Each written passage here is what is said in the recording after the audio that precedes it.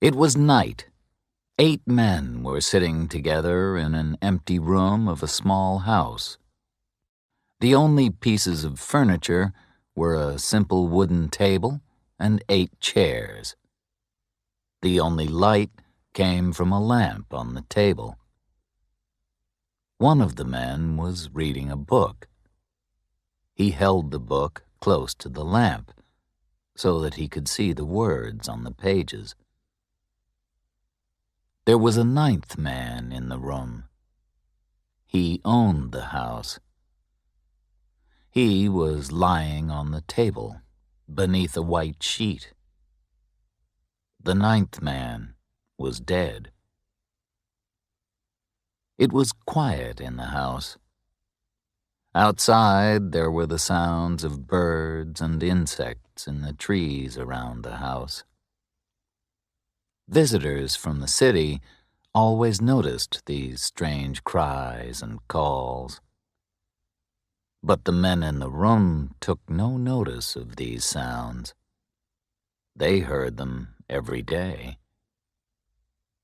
7 of the men were farmers and woodsmen. They worked in the fields and forests every day of the year.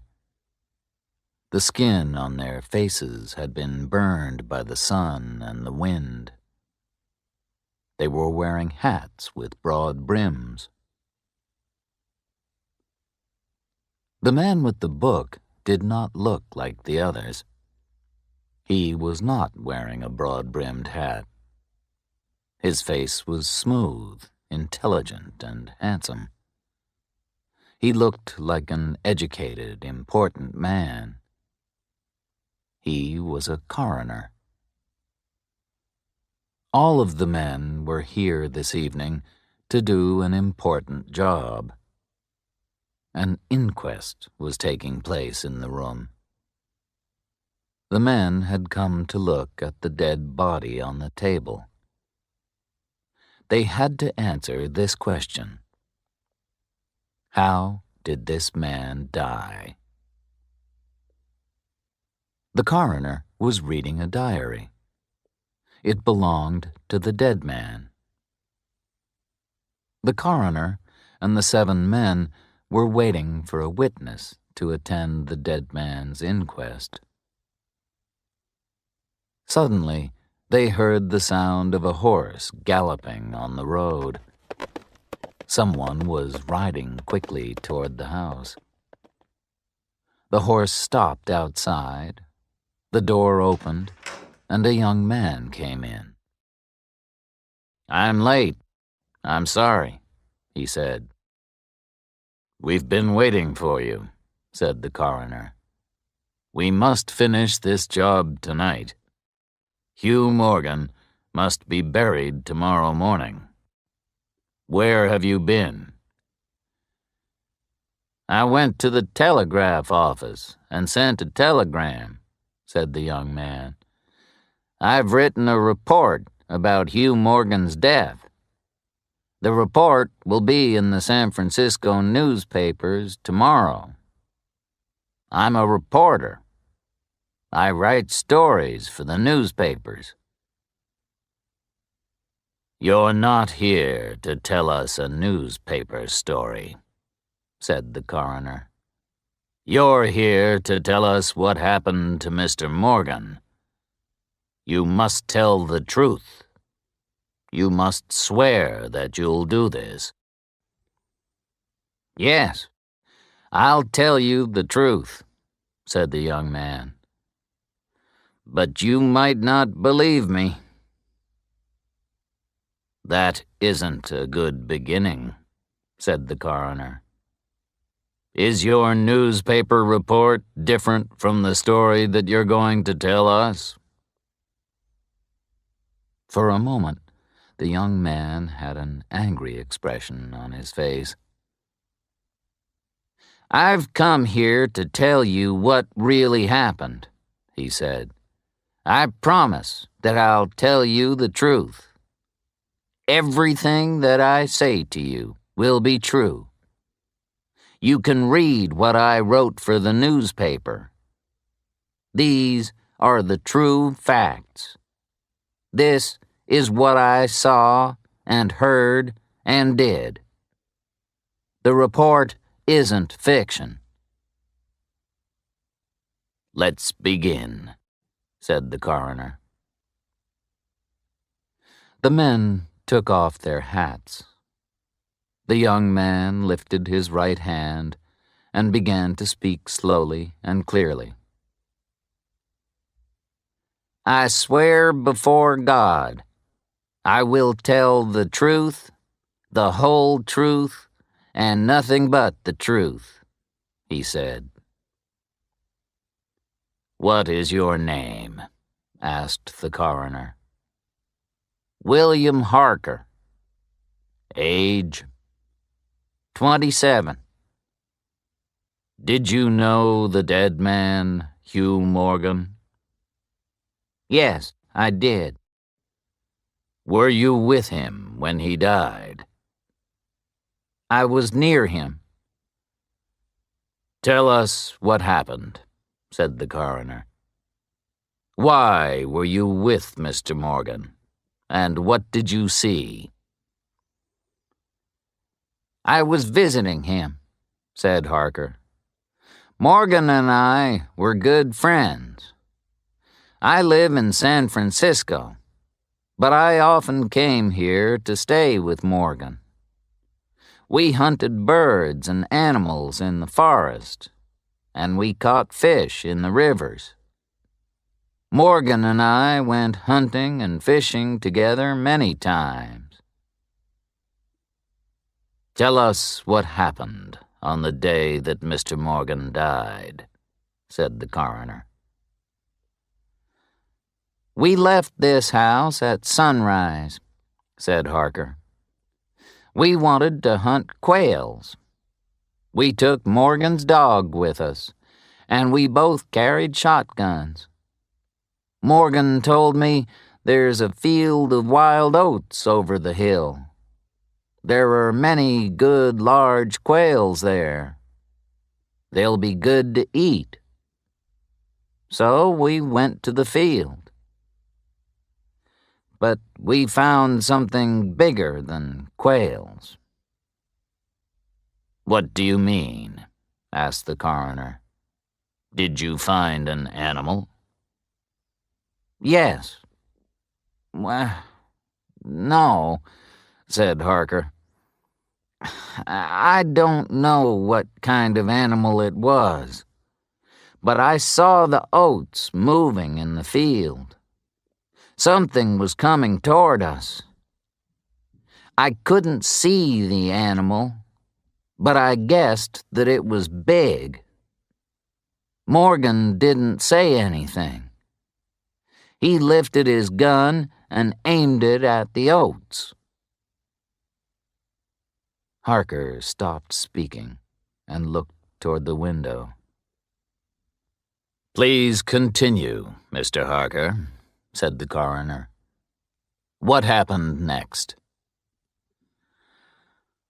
"I pointed at the moving plants," replied Harker. "I said, 'Morgan, if that's a deer, you won't be able to kill it with a shotgun. You'll need a more powerful gun, a rifle. But maybe it's something bigger than a deer. It might be a bear or a mountain lion.' But Morgan didn't reply. He just aimed his gun at the oats and stared. I began to be afraid. Our shotguns wouldn't stop an angry bear or a lion." "Mr. Harker, you say that it was a big animal," said the coroner. "Do you know the difference between a bear and a lion and a deer?" "Yes, I do, sir," said the young man quickly and angrily. "And that's the strangest part of this story. I saw the oats moving, and I heard something coming through the plants. But I couldn't see what it was. A big thing was moving toward us, but I couldn't see it." "Did you speak to Mr. Morgan again?" asked the coroner. "Yes," said Harker. "I shouted, 'What is it?' But Morgan didn't reply. The animal, thing, was coming closer, and Morgan got ready to fire his gun. Suddenly he said, 'It's that damned thing!' He was terrified." "Did Mr. Morgan know what it was?" asked the coroner. "Is that what you believe, Mr. Harker?" "Yes, sir," Harker replied. "I believe that Morgan had seen it before. Then he fired his gun, and I heard a terrible sound. It was the scream of a wild animal." "And did you fire your gun too?" asked the coroner. "No, I didn't. I couldn't," replied Harker. "The smoke from Morgan's gun was in my eyes. I couldn't see where to aim my own gun. Then, suddenly, Morgan dropped his gun and started to run." "He left you?" asked the coroner. "Well, I was surprised," said Harker, "but I didn't have time to think about it. Something knocked me to the ground." "What knocked you down?" asked the coroner. "Well, I didn't see it, but it was soft and heavy. It moved very fast." "And then what happened?" "I heard wild screams near me. They were like the sounds made by dogs who were fighting.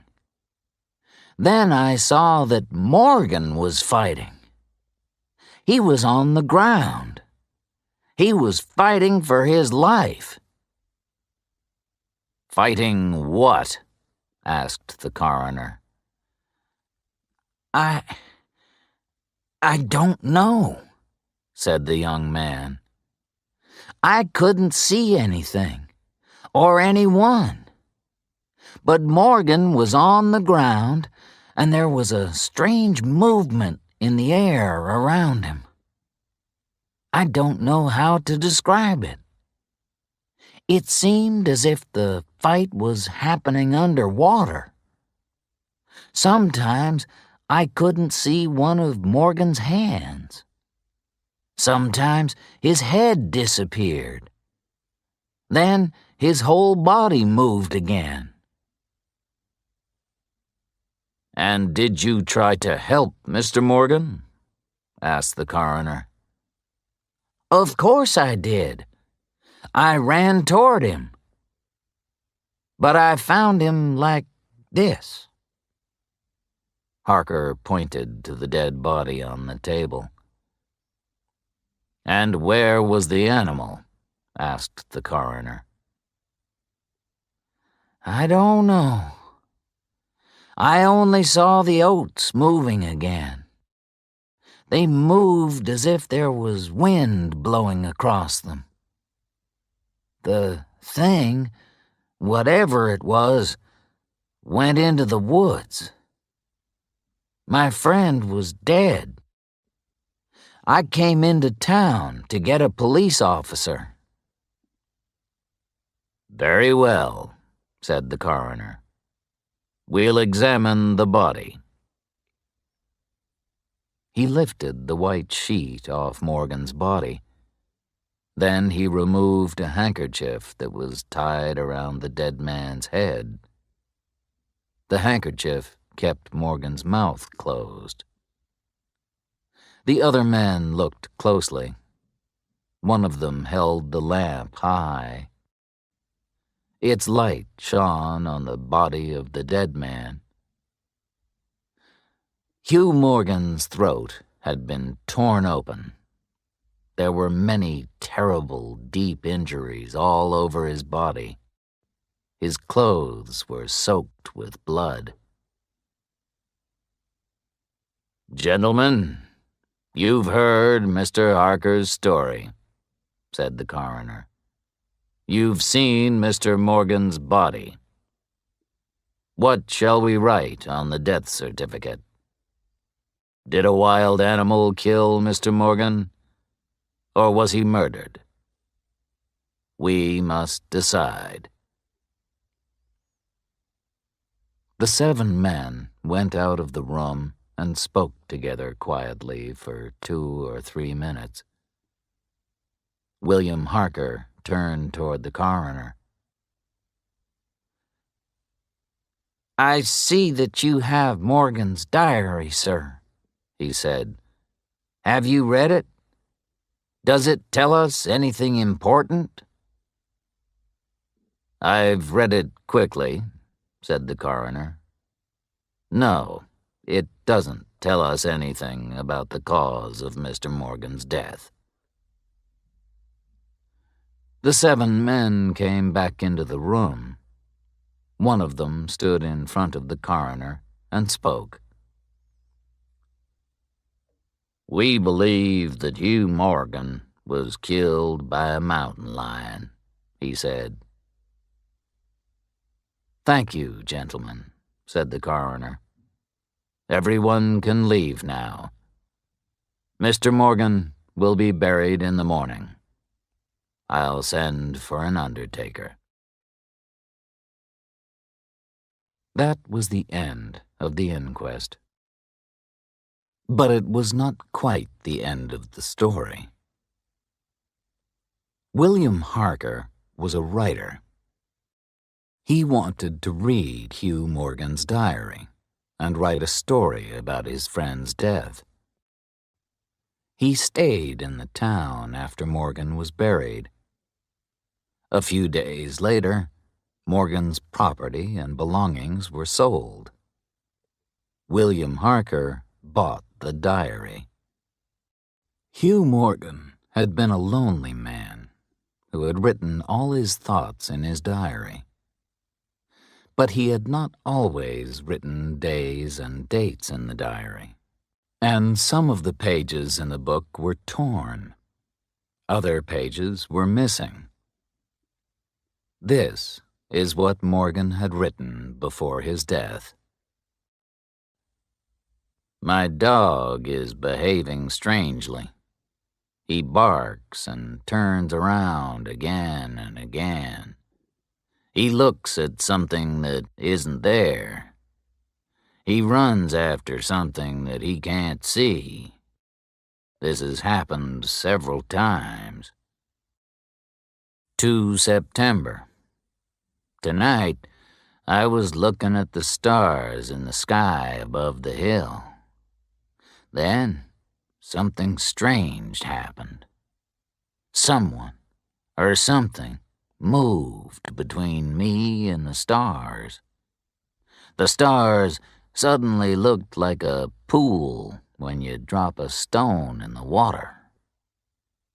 Am I going crazy? 27 September. It's been here again. It moves around the house. Now I keep my gun beside me always. Does this thing only come at night? Today I saw footprints in the soft ground near the house. What's happening here? Am I going crazy? 3 October. I shall not leave my home. I will not run away because of this thing. But it might make me crazy. 5 October. I've invited my friend Harker to stay here. I'll say nothing. Maybe he'll find an answer. Maybe he'll see the thing, too. Can the dog see it? I'm sure that the dog hears it. It hears things that I can't hear. Can the dog see things that I can't see? Perhaps that is the answer. If there are sounds that men can't hear, are there colors that men can't see? Is the damned thing a color that men can't see?